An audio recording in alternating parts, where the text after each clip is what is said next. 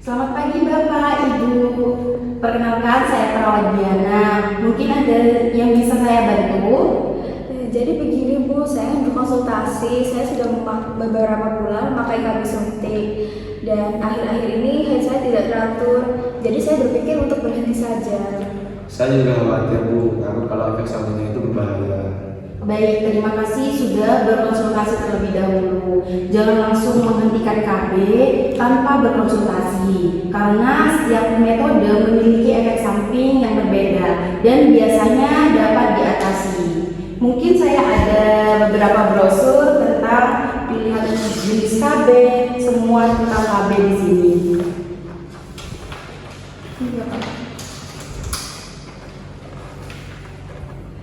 Jadi apa yang dimaksud dengan berhenti KB atau drop out KB ya Bu?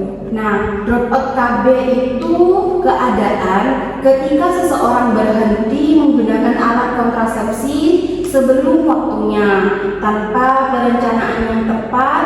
Hal ini dapat meningkatkan risiko kehamilan yang tidak direncanakan.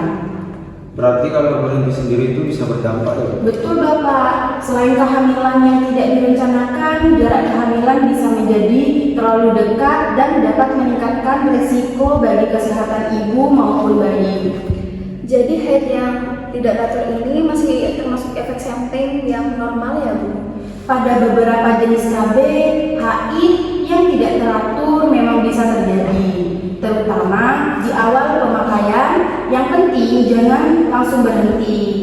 Bila ada keluhan, sebaiknya diperiksa agar dapat diberikan solusi yang tepat. Kalau memang istri tidak cocok dengan KB yang sekarang, bagaimana? Tidak perlu khawatir Bapak, masih ada banyak pilihan metode KB yang bisa disesuaikan dengan kondisi kesehatan, usia, jumlah anak, dan rencana kehamilan. Terima kasih Bu, saya sekarang boleh mengerti bahwa kalau ada keluhan sebaiknya langsung berkonsultasi, bukan langsung berhenti memakai KB. Saya juga akan terus mendukung istri dan menyiapkan jadwal kontrol maupun penggunaan KB. Baik, senang mendengarnya Bapak. Ingat, jika merasa tidak cocok dengan satu metode KB, kita bisa mencari metode lain yang sesuai. Yang terpenting, jangan menghentikan penggunaan KB tanpa berkonsultasi dengan tenaga kesehatan.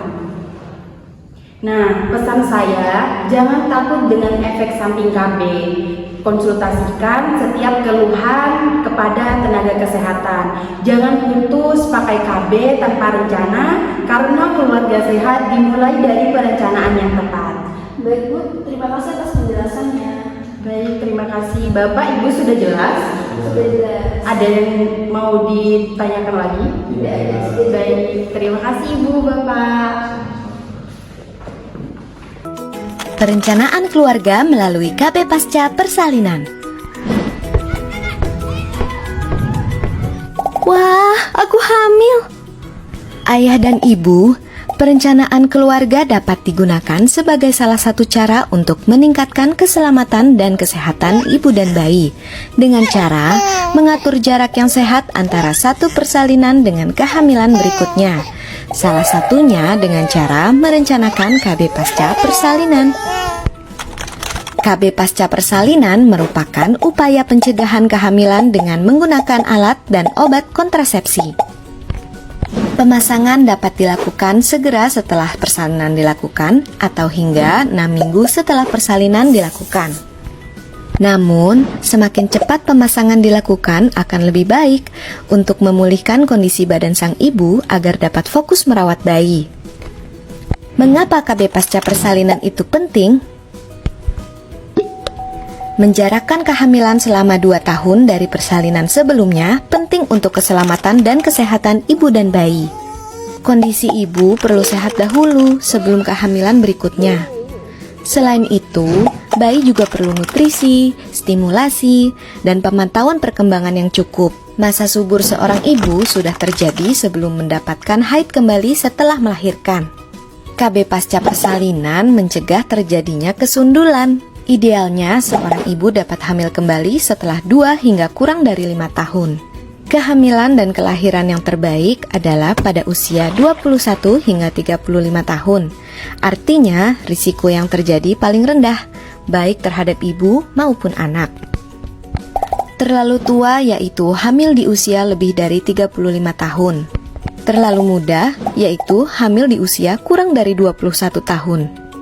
Terlalu banyak yaitu jumlah anak lebih dari 2. Terlalu dekat yaitu jarak antara persalinan terakhir dengan kehamilan berikutnya kurang dari 2 tahun. Berikut ini adalah pilihan metode kontrasepsi jangka panjang beserta dengan waktu pemasangannya. Yang pertama adalah alat kontrasepsi dalam rahim atau AKDR. Yang kedua, implan. Dan yang ketiga, tubektomi. Selanjutnya, ada pilihan non-metode kontrasepsi jangka panjang beserta dengan waktu pemasangannya. Yang pertama adalah pil progestin. Kedua, metode amenorelaksasi atau MAL. Yang ketiga, suntik progestin. Kapan waktu yang tepat untuk konsultasi KB pasca persalinan? KB pasca persalinan dapat dikonsultasikan saat kontrol kehamilan atau antenatal care, menjelang persalinan, dan setelah persalinan sebelum pulang dari tempat pelayanan persalinan. Akhirnya ibu pakai kontrasepsi ya Pak? Ibu ingin sehat.